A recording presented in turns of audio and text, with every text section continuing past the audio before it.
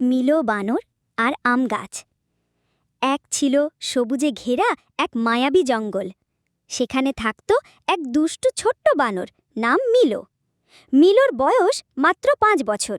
গায়ের রং ছিল বাদামি চকচকে, আর সে পরত এক লাল পাতার জ্যাকেট। সে গাছে গাছে দোল খেতে ভালোবাসে, বন্ধুদের সঙ্গে হাসে, আর সবচেয়ে পছন্দ পাকা পাকা মিষ্টি আম। নদীর ধারে একটা পুরনো আম গাছ ছিল। তার ফল ছিল সবচেয়ে মিষ্টি। আর সেই গাছের মালিক ছিলেন এক জ্ঞানী বৃদ্ধ বানর, গ্র্যান্ডপা মোমো। তার বয়স ছিল 60 বছর, আর তিনি পরতেন সাদা কলাপাতার তৈরি জামা।